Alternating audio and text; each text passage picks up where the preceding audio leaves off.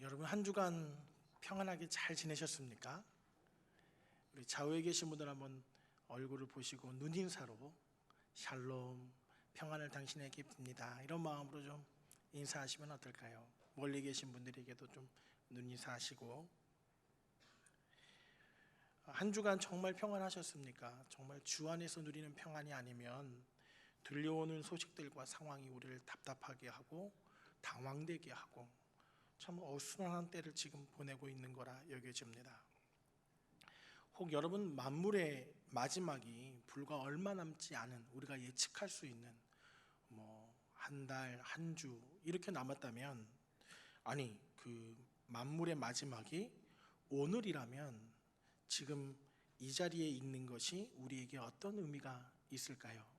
내게 오늘이 마지막이라면 이렇게 드리는 예배가 어떤 의미가 있을까요? 또 여러분이 말씀을 들으면서 또 하나님 앞에 찬양하고 기도하면서 드리는 그 예배의 의미가 얼마나 더 진중하고 신중할까요? 마지막 때를 살아가는 성도, 이 한 주간 코로나 확진자의 확산 때문에 우리 장모님 기도해 주신 대로 정부가 교회에 대한 방역 강화를 내리고, 또 뉴스는 우리를 놀라게 하고, 또 그 모든 현실이 가슴 아플 수밖에 없는 일들로 이번 한 주간이 지나갔습니다. 이 세상적인 평안으로는 도저히 평안할 수 없고 염려되고 근심되고 혀를 차고 또 그 일들 때문에 고민이 되는 한 주가 저는 그렇게 보내게 되었습니다. 우리 교회는 이 정부의 시책에 따라서 좀 더 강화된 모습으로 주일을 준비했습니다. 여러분, 이제 앉으신 좌석도 원래는 한 70석 정도를 지금 저희가 뺐습니다. 그래서 부착해놓은 지정 좌석입니다 라고 이제 표시되어 있는 표 앞에 앉으셨지요. 원래는 거기 딱 앉으면 지그작으로 이렇게 비껴서 앞을 보실 수가 있고 한 80cm 정도가 띄어질 수가 있는 상황으로 원래 저희가 한 의자에 붙여놨던 좌석표를 한 70개 정도를 더 빼낸 상황입니다. 그리고 광고 중에도 말씀드렸지만 열화상 카메라로 이미 정부에서 내어놓은 대책대로 교회가 잘 준수해서 진행 중에 있고, 또 우리 일부 찬양대는 솔리스트들로 이렇게 찬양을 대신해 주시는데 2부, 3부 찬양대의 경우에는 15명 정도로 인원을 제한하고 찬양대원들도 다 마스크를 착용해서 찬양을 하자, 이렇게 정부가 내어놓은 대책을 잘 따라가면서 예배를 준비하고 있습니다. 소그룹 모임의 자제와 또 기존보다도 강화된 방역 체제를 유지하면서 예배를 드리고 있는데, 여러분, 그럼에도 불구하고 오늘 이 자리에 나오신 이유가 무엇입니까? 정말 하나님 앞에 온전한 예배를 드리고 하나님을 만나고 말씀이 나를 향하신 하나님의 사랑이라고 느껴지는 은혜, 오늘이 이 마지막 때라고 느끼는 믿음, 이런 은혜가 저와 여러분 가운데 가득하기를 간절히 소망합니다. 이 시대에 흩어진 나그네와 같은 신앙인들, 그리고 여전히 지금이 마지막 때임을 실감하고 있는 저와 여러분이라 여겨집니다. 지난 여러 해처럼, 이 평년처럼 이 7, 8월을 생각해 보면 교회가 가장 분주할 때가 이 7, 8월입니다. 여름 사역이라고 해서 6월 마지막부터 국내 전도단들을 꾸리고 한 60명에서 많게는 100명의 인원들을 기도하고 복음으로 준비해서 농어촌 교회들에게 복음을 전하고 이미 돌아왔을 시기이죠. 그리고 지금은 우리 교사들과 온 교회가 주일학교, 성경학교와 수련회를 준비하고 그 일을 위해서 강습회를 하고 기도회를 하고 그런 일들을 통해서 신앙의 성숙과 하나님께 더 가까이 가고자 하는 일들을 준비하죠.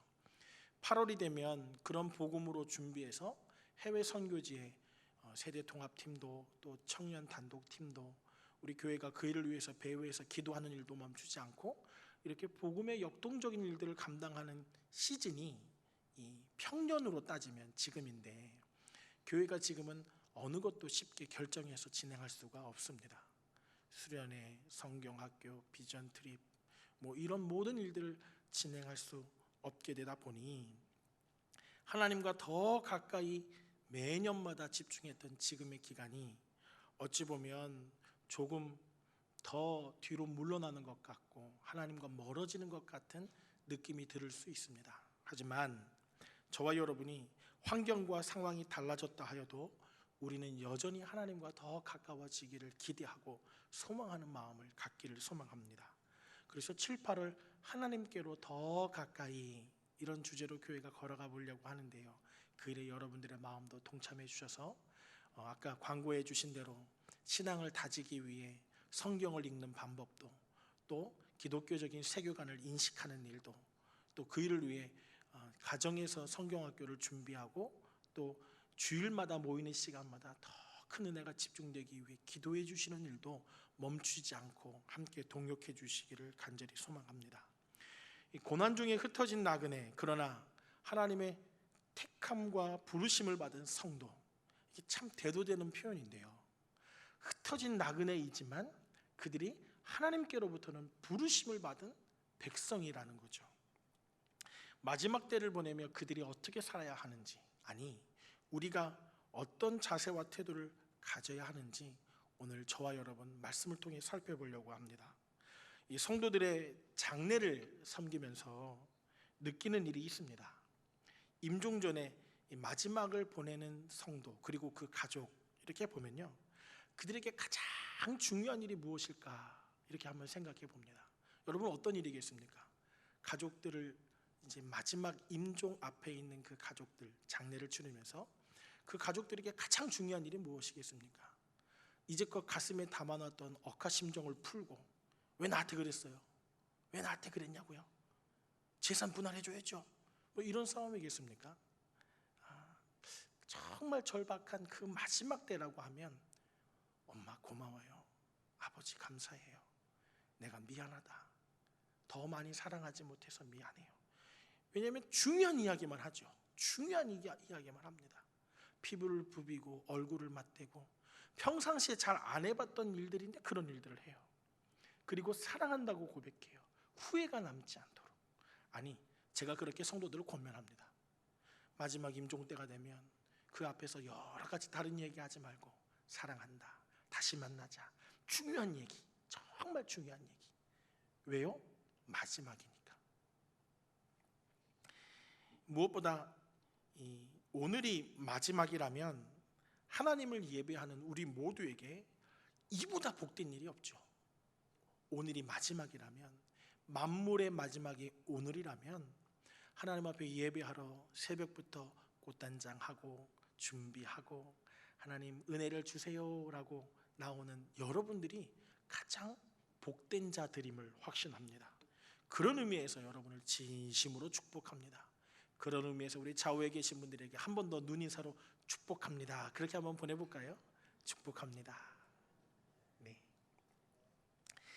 오늘의 본문은 제가 해외 선교지, 교회에서 허락해 주시는 해외 선교지의 사역을 감당하다 보면 사역의 중심이 되는 날 꼭 성도들과 나누는 본문의 말씀입니다. 어느 팀이든 이 본문은 꼭 한 번은 제가 아침 경건의 시간에 나누는 본문의 말씀인데요.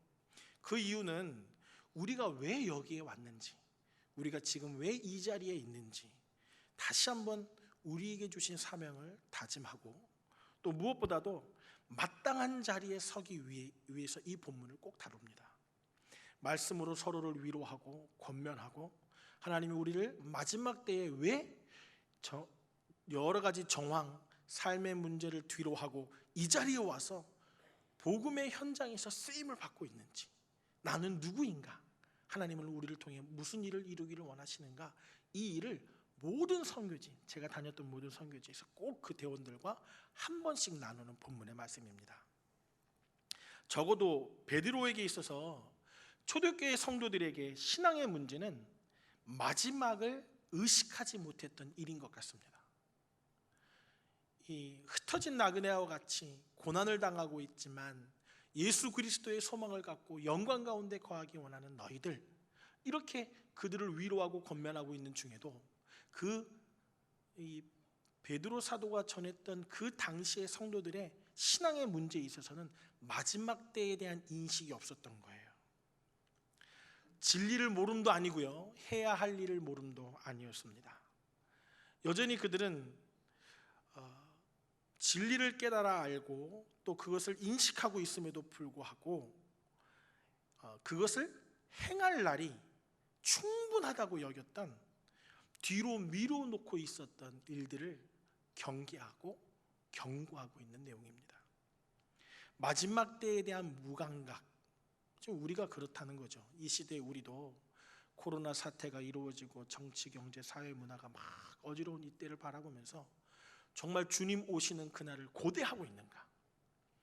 빨리 회복돼야 되는데, 회복뿐이 아니라 시급한 일이 무엇이지? 정말 중요한 일이 무엇인가? 교회 공동체 안에서도 어떤 일을 행하기 앞서서 정말 시급한 일이 무엇인가? 오늘이 마지막이라면 내가 좀 마음을 이렇게 불켰던 그분과 회복되지 않으면 안 되는데, 내가 정말 사랑해서 그랬다라고 이야기해야 되는데, 이 중요한 일들을 하게 되겠죠. 무엇보다 예배 시간에 찬양을 통해 눈물도 흘리고 말씀을 듣고 함께 동의하고 아멘으로 끄덕이기도 하는데, 그거보다 정작 중요한 것은 변하지 않는 우리의 모습, 그 모습을 발견해야 합니다. 마음에 감동적인 말씀을 듣고 그래, 그렇지, 마치 울컥하는 심정을 은혜라고만 느끼는 그것으로 끝나는 것이 아니라 삶의 모습이 좀 변해야 되는 것이죠. 지금이 마지막이라면 내 삶의 태도가 변화되어야 하는 것입니다. 분명히 아멘 했는데 세상과 똑같이 반응하고 고개를 끄덕인 이후에도 그리스도인인 우리가 아멘 했음에도 불구하고 여전히 삶의 태도가 변하지 않았다면 그것이 문제입니다. 베드로 사도가 그 당시의 성도들을 바라보면서 마지막 때를 잘 인식하지 못했던 그들에게 이것이 신앙의 문제다, 정말 그들의 마음속에 마지막이 지금이라고 느꼈다면, 주님이 곧 오신다라고 믿었다면, 이들이 느끼고 있는 고난, 어려움, 고통, 정말 성도들 간의 믿음으로 살아간다는 그 일에 집중해 줘야 하는데 라고 하는 간절한 심정이 있었습니다. 고난 중에도 신앙을 지키며 소망 가운데 장차 임할 영광을 믿음으로 바라보고 흩어진 나그네인 초대교회 성도들을, 그들을 향해 베드로는 오늘처럼 말씀을 전합니다. 7절, 만물의 마지막이 가까이 왔으니, 이렇게 말합니다. 여러분이 그 뒷절을 읽어볼까요? 하반절 시작. 그러므로 너희는 정신을 차리고 근신하여 기도하라. 이 마지막 때를 준비하는 성도들의 삶의 태도와 삶의 기준을 마련해 주었습니다. 이 말씀이 아주 선명하게 기준을 마련해 주었어요. 만물의 마지막이 가까이 왔으니, 주님 다시 오실 그때가 이제 곧 도래할 텐데 너희는 어떻게 하라고요? 정신을 차리고 근신하여 뭐 하라고요? 제일 중요한 메시지는 뭐예요? 기도하는 거예요. 기도하는 건데 어떻게 기도하는 거냐면 정신을 차리고 기도하는 거예요. 근신하여 기도하는 거예요. 영어 성경에서는 이 해석을 너희는 정신을 차리고라고 하는 이 부분에 대한 해석을 깨끗한 마음을 가지고 이렇게 해석을 했더라고요. 또 근신하여라고 하는 표현은 스스로 돌아보고 이렇게 표현을 했어요. 자기가 자기를 돌아보는 거죠. 자기가 자기를 컨트롤하는 거. 마지막 때에 기도하는 자들이 갖추어야 할 가장 중요한 내용은 깨끗한 마음으로 자기 자신을 다스리고 그렇게 기도해라, 이렇게 사도 베드로가 전하고 있습니다. 왜 이렇게 말씀하고 있을까요? 우리의 삶을 되돌아보면 예배, 기도, 말씀 배우고 살아가면서 구별된 은혜가 우리에게 있는가? 이것을 살펴봐야 돼요. 예배를 드리면서, 기도하면서, 말씀을 들으면서 하나님을 사랑한다고 하면서 구별된 은혜가 나에게 있는가? 성도로 살아가는 그 기쁨이 나에게 정말 있는가? 우리에게 깨끗한 마음이 있는가? 마지막 때의 유혹은 다른 것이 아니라 비슷한 것에 있습니다. 비슷한 것. 성도인 것 같은데 성도이지 않은 것. 예수 믿는 사람인 것 같은데 빛과 소금된 영향은 없는 것. 이단이 뭐죠? 같이 시작했지만 끝이 다른 거예요. 끝이 다른 것. 유사해 보이는 것. 이 마지막 때의 큰 유혹은 거기에 있습니다. 초대교회의 어려움은 신앙의 정도를 걷는 데에서의 어려움이 있었던 것이 아니라 유사한 형태로 변해져 가는 그것이 초대교회의 문제였어요. 예를 들어서 예수님을 따르겠다라고 했던 사람들이 예수를 따르면서 부수적으로 생기는 그 일들의 마음을 빼앗겨 버리는 거예요.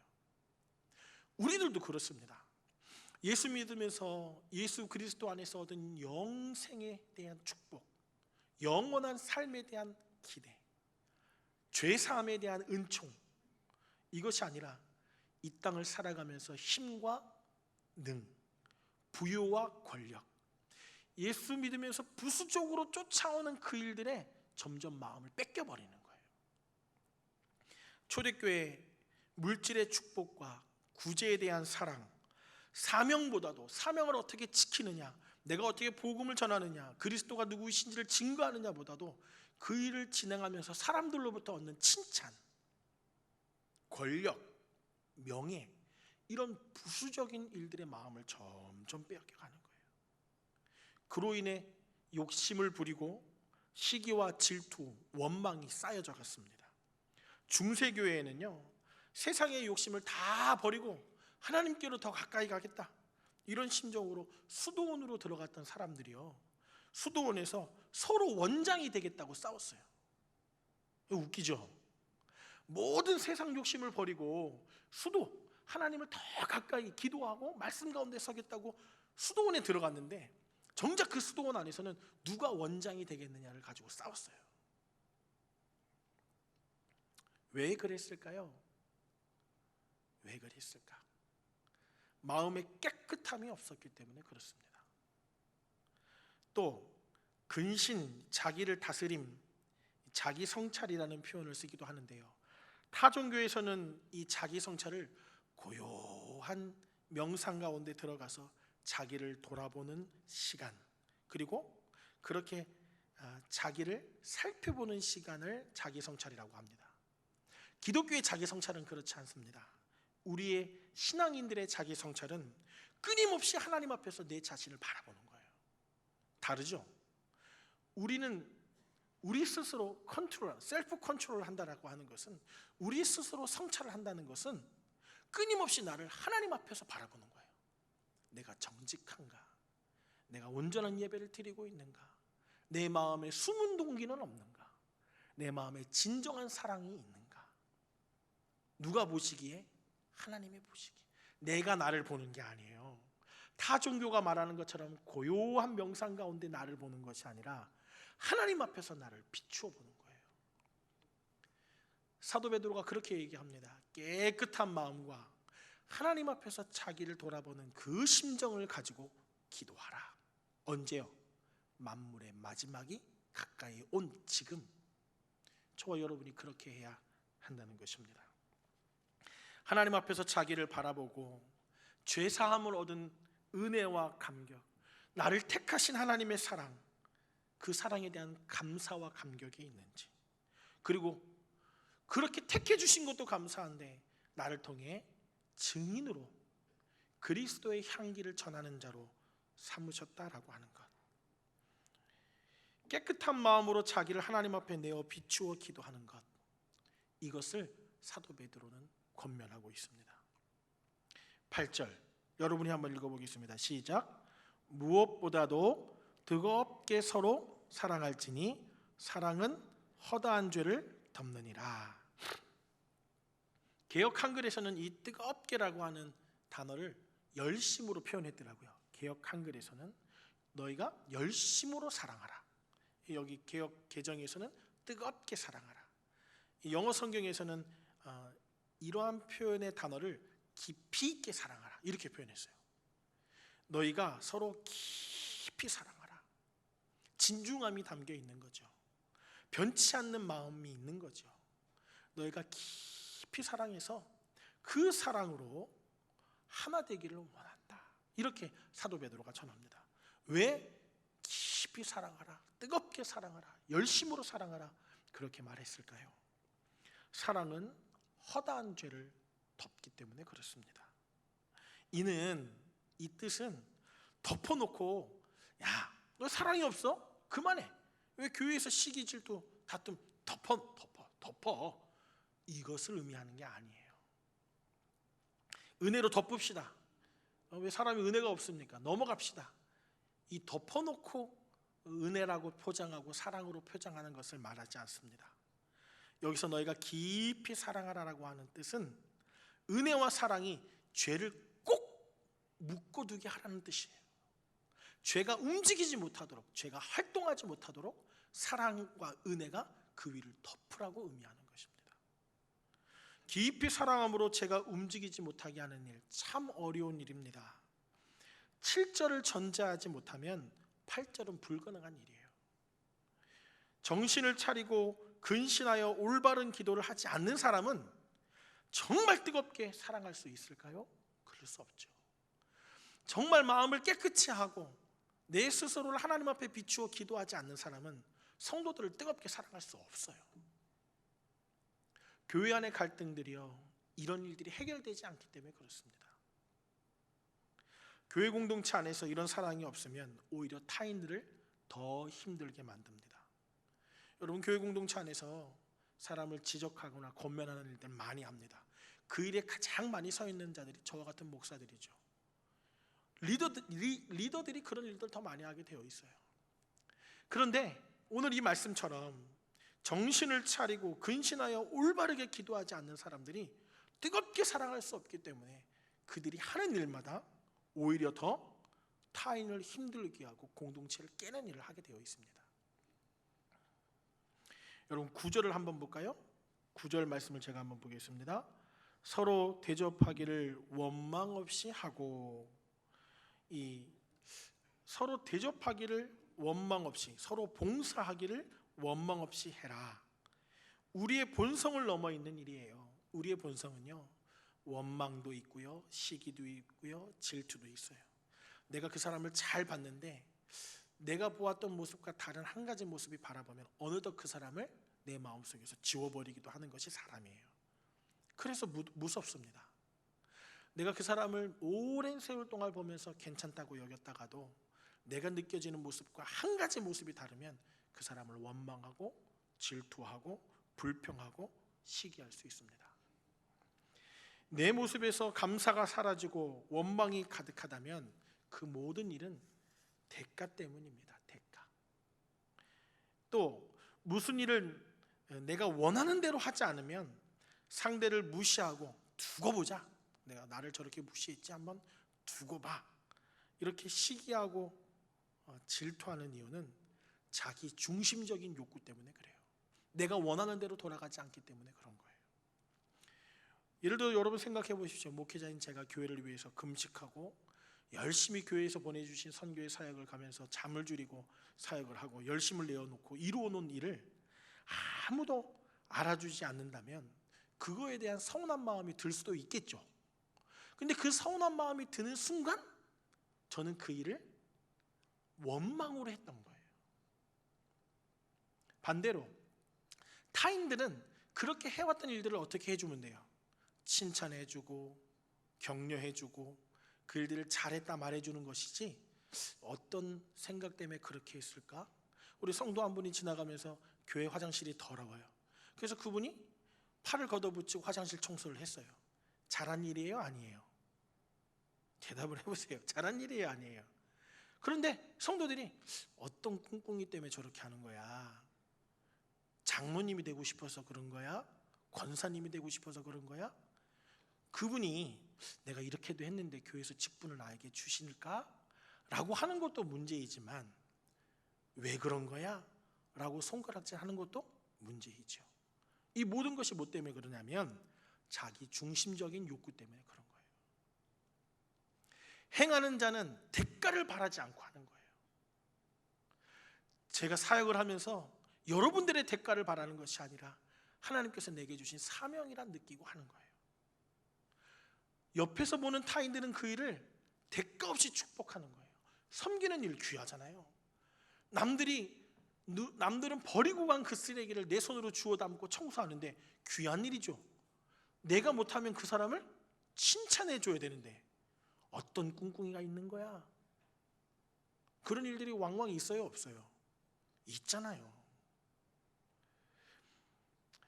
무엇보다 사랑하는 성도 여러분, 우리에게 우리나라에서는 이렇게 대접하는 일에 대해서도 관련한 법을 제정했습니다. 그죠? 무슨 법이죠? 똑똑하신 분들, 김영란법이 있어요. 왜 만들어졌을까요? 대접한다는 것이 순수하지 않다는 거예요. 대접하는 일은 좋은 일인데 대접하는 일이 순수하지 않기 때문에 대가를 바라고 대접했다라고 여기는 거예요.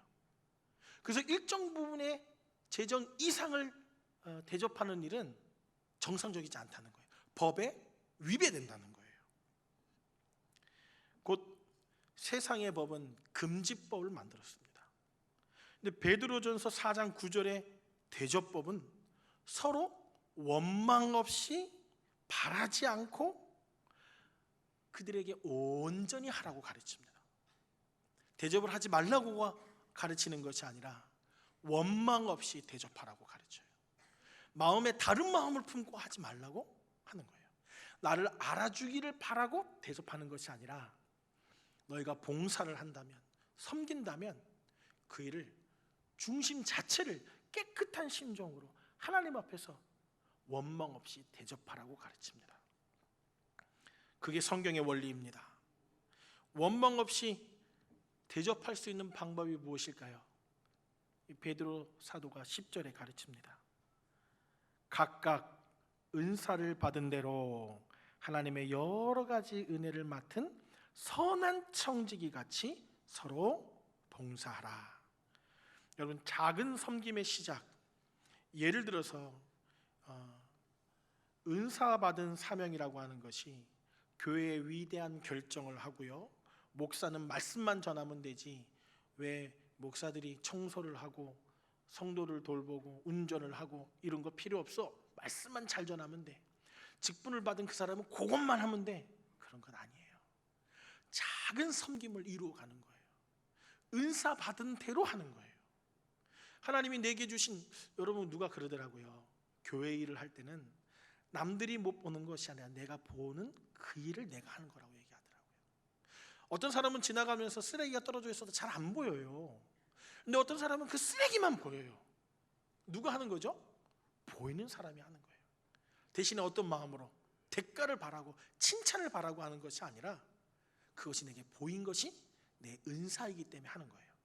그러나 제3자는 어떻게 주라고요? 그 사람이 칭찬을 바라고 한 것은 아니지만 내가 할 수 없었던 그 일을 한 거니까 지가 좋아서 한 걸 뭐, 우리는 이런 태도를 보이는데 그를 어떻게 해줘야 된다고요? 잘했다, 귀하다, 그 말을 듣고 싶어서 한 것은 아니지만 교회 공동체가 그 일을 칭찬해 줘야 되는 거예요. 축복해 줘야 되는 거예요. 작은 섬김의 시작, 휘지를 줍고 주회전에 출입하는 성도들을 기쁘게 맞이해주고 응원해주고 등을 두들겨주고 청소하고 이런 일들, 무엇보다 중직들의 섬김을 보일 때 마음에 원망이 사라지고 기쁨이 가득할 줄 믿습니다. 그래서 여러분, 교회에서는 임직 예정자들에게 첫 훈련을 뭐부터 시키는 줄 아세요? 청소부터 시켜요. 저러분들을 어떻게 좀 써먹었으면 좋겠다, 저분들을 임직을 받는 기간 동안 그래도 교회 청소하는 일을 저분들로 돌리면 편하겠지, 이게 아니라 보이지 않는 그 일을 섬김으로부터 깨닫게 하려고 그 일을 부탁드리는 거예요. 근데 혹 어떤 분들은 내가 얼마나 오랜 기간 동안 교회에서 섬겼는데 며칠 정도는 이거 안 해도 돼. 아니요, 그 일을 통해서 섬김을 깊이 깨달으라고 교회가 부탁을 드리는 거예요. 어떤 일부터 시작하는지, 사람들의 칭찬이 없어도 그 일이 내 사명으로 알게 하기 위해, 작은 일이지만 귀한 섬김을 깨닫게 하기 위해 그 일들을 부탁드리는 거예요. 여러분, 은사는 멀리 있는 것이 아닙니다. 이 숨겨진 것을 애써 찾는 것도 아닙니다. 하나님이 주신 것을 자연스럽게 사역하는 거예요. 그래서 교회 안에서는요, 찬양의 은사 있으신 분들은 찬양대, 찬양팀 거기만 보면 가슴이 뛰어요. 나도 저기 가서 앉아야 되는데, 나도 좀 한몫 거들고 싶은데. 안 그러세요? 아이들을 가르치시는 분들은 아이들만 보면 가슴이 뛰어요. 아유, 내가 저 녀석들 가서 아는 지식은 없어도 하나님이 너 사랑해 라고 등을 두들겨주고 싶은데, 은사는 멀리 있는 게 아니에요. 원망 없이 서로 대접할 수 있는 유일한 힘은요, 각각 은사 받은 대로 하나님의 여러 가지 은혜를 맡은 선한 청지기 같이 그 사명을 감당하는 거예요. 청지기는 내 뜻대로 행하는 것이 아닙니다. 주인의 뜻대로 행하는 것입니다. 그러나 여러분, 우리를 힘겹게 하는 일이 있습니다. 그 일을 하면서도 비교 의식이 내 마음에 들어올 때부터 힘들어요. 여러분들 여기 계신 분들은 대다수가 어머니이신 분들이 많아요. 아버지이신 분들도 많고요, 아내이신 분들, 남편이신 분들, 자녀이신 분들도 대다수가 다 되죠. 근데 그분들이 비교하기 시작할 때부터 괴로워지는 거예요. 아, 옆집 여자는 그런데 당신은 음식을, 요즘 밥상을 치워버린다고 하죠. 여러분, 비교하면 어떤 일이 생기시는 줄 아세요? 그 앞 단어처럼 비참해집니다. 그리고 비교한 그 사람은 교만해집니다. 비교가 우리 안에 깊게 찾아와 우리를 힘겹게 하는 일은 그거예요. 비교하면 비참해지고 교만해져요. 선한 일을 하는데도 이 비교의식이 우리를 힘겹게 해요. 착한 일을 행하는데도 남들보다 더 잘하고 싶은 거예요. 아, 좋은 생각이에요. 하지만 그것이 우리를 힘겹게 한다면 뭔가 문제가 있는 거예요. 여러분, 누가 그러더라고요. 그 선한 일 때문에 싸움이 나는 경우를 보게 되는데, 어떤 교회는 성도들과 이 목사님이 회의만 하면 싸운대요. 회의만 하면. 회의가 회의를 만든다라는 표현을 쓰더라고요. 왜 그랬을까요? 담임 목사님이 오직하면, 아, 여러분 왜 그렇게 싸우십니까? 왜 우리가 회의만 하면 이렇게 싸울까요? 라고 물었더니 그 성도들이 뭐라고 대답했을까요? 잘하려고 그럽니다. 잘하려고. 우리가 뭐 다른 생각 있나요? 내가 사리사욕이 있나요? 잘하려고 그렇죠. 그랬더니 그 목사님이 그러셨대요. 우리 너무 잘하지 맙시다. 여러분, 교회의 본질이 뭡니까? 하나 되기 위해서 교회가 하나 되어 일을 해야 하는 거예요.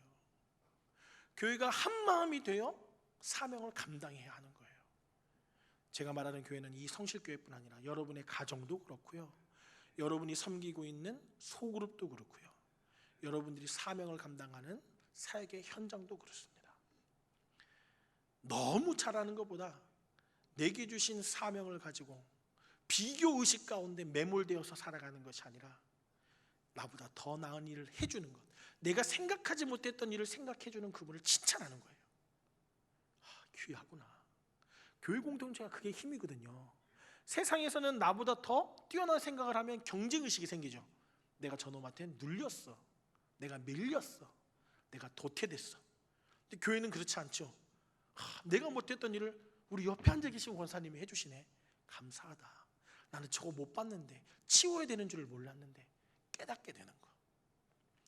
고마워요. 잘했어요. 나도 배우게 됐네요. 이게 가능한 일이요, 첫 구절처럼 만물의 마지막에 가까운 그들이 깨끗한 마음과 하나님 앞에서 자기를 돌아보는 기도가 없으면 그 일이 불가능한 거예요. 사랑하는 성도 여러분, 작은 일이든 큰 일이든 우리에게 맡겨주신 일을 감당하는 것, 이것이 중요한 신앙의 태도입니다. 하나님이 내게 맡겨주신 것, 좀 때로는 안타깝고 가슴이 아파서 내려놓을까 생각하시기도 하죠. 아니에요. 하나님이 내게 주신 거잖아요. 사람을 통해서 주신 게 아니라 하나님이 내게 주신 거잖아요. 그것을 잘 감당하는 것이 신앙인의 중요한 삶의 태도라 여겨집니다. 청지기의 삶에 대해서 11절이 좀 더 구체적으로 설명합니다. 제가 읽어드리죠. 만일 누가 말하려면 하나님의 말씀을 하는 것 같이 하고, 말하려면 어떻게 하라는 거예요? 하나님이 하시는 말씀처럼 하라는 거예요. 하나님이 저주하고 시기하고 질투하고 원망합니까? 그렇지 않아요. 내가 하는 성도들과 함께 나누는 입술의 고백이 혹 그렇다면 나는 하나님이 하시는 것 같이 하지 않는 거예요. 제가 왜 선교지에서 이 말씀을 나누는 줄 아십니까? 성도들에게 이것을 권면하는 거예요. 그들을 하나님이 하시는 말씀처럼 그들을 축복하라는 거예요. 말이 잘 통하지 않아도 God bless you, 너를 축복해, 하나님이 너를 사랑하셔 라고 하는 그 말씀으로 하나님의 음성을 듣는 것 같이 그들이 전하는 우리가 하나님의 말씀을 전하는 것 같이 듣는 그들이 하나님의 말씀을 직접 듣는 것 같은 은혜가 있기 위해 이 말씀을 전하는 거예요. 그 뒤에 뭐라고 기록하죠? 누가 봉사하려면 하나님이 공급하시는 힘으로 하는 것 같이 하라. 하나님의 공급은 부족함이 없습니다. 놀랍게도 사역의 현장에서요, 작은 섬김인 것 같아도 하나님이 믿음의 사람들의 손길을 통해 봉사하실 때 부족함이 없게 하세요. 우리의 마음은 부족함이 있어도요, 받는 그들은 부족함이 없이 받아요. 기적과 같은 일들이 있습니다. 교회 공동체가 그래야 하지 않겠습니까? 말하려면 하나님이 말씀하시는 것 같이 하고, 봉사하려면 하나님이 공급하시는 힘으로 하는 것 같이 봉사하면서 힘들어 죽겠네, 오늘 또 해야 되나, 힘들어 죽겠다, 내게 맡겨주신 사명 하나 하면서 야 진짜 짜증난다. 하나님이 공급하시는 힘이 아니겠죠. 내 힘으로 했기 때문에 한계가 있는 거예요. 제가 왜 선교지에서 이 말씀을 선택했느냐, 가장 중요한 사역이 있는 날에 이 말씀을 선택하느냐, 가장 중요한 사역이 있는 날들은 대부분 사역의 정점에 이르는 날이거든요. 그날이면 성도들의 건강 상태는 어떻게 되냐면 이제 막바지로 향하는 때가 돼요. 그때 이런 말씀으로 위로합니다. 하나님이 공급하시는 힘으로 하는 것, 내가 결단하는 힘이 아니라. 여러분, 마지막 때를 살아가는 저와 여러분이 이렇게 살면 얼마나 감사할까요? 성도들 간의 대화가 하나님의 음성처럼 들리고, 성도들이 돕는 그 도움이 하나님이 공급하시는 것 같은 위로를 받는 거예요. 기쁘지 않으신가요? 이런 교회를 상상하면 행복하지 않으신가요? 사도 베드로는 마지막 때를 살아가는 그리스도인들이 그렇게 살기를 원했습니다. 내 말이 하나님의 말이라면, 내가 하는 봉사가 하나님의 공급하시는 힘 같다면, 말로는 주의 일을 한다고 하면서 여전히 그 일의 주인이 나라면 문제 있는 것입니다. 사랑하는 성도 여러분, 주인과 상관없는 일을 우리가 하고 있다면 우리는 아주 허무한 일을 하고 있고, 우리의 마지막은 아주 무서운 결론으로 치닫게 되어 있는 것입니다. 한 가지 예를 한번 들어볼게요. 10시가 마감인 카페에서 손님이 9시 50분에 한 25명이 쫙 카페로 들어갔어요. 아르바이트생과 주인의 차이가 있겠죠. 그죠? 주인은 막판에 들어온 25명을 받기 위해서 언제 끝나죠? 괜찮습니다. 1시간 정도는 괜찮습니다. 왜요? 주인이니까. 25잔을 팔아야 되니까. 알바생은 어떻게 할까요? 10시에 문 닫는데요. 주인의 마음과 아르바이트생의 마음은 달라요. 우리는 교회를 하면서 마치 아르바이트생처럼 하진 않습니까? 내 마음대로 10시에 문 닫아요, 마감이에요. 주인의 마음은 그렇지 않은데요. 오늘 그렇게 성경은 말씀합니다. 우리가 그렇게 봉사하고 하나님이 공급하시는 힘으로 하나님이 말씀하시는 것처럼 하는 그 이유는 범사에 예수 그리스도로 말미암아 하나님이 영광을 받게 하려 함이니 그에게 영광과 권능이 세세에 무궁하도록 있느니라. 우리가 살아가는 그 삶은 예수 그리스도로 말미암아 하나님 앞에 영광을 돌리는 삶이에요.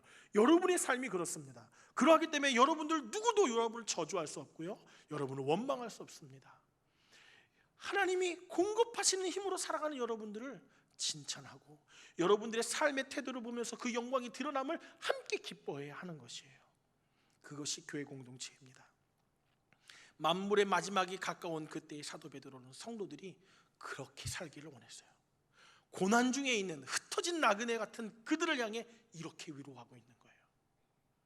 마지막 때가 가까우면 가까울수록 너희는 깨끗한 마음으로 자기를 돌아보고 기도함으로 하나님께 영광을 드리는 삶을 살아라.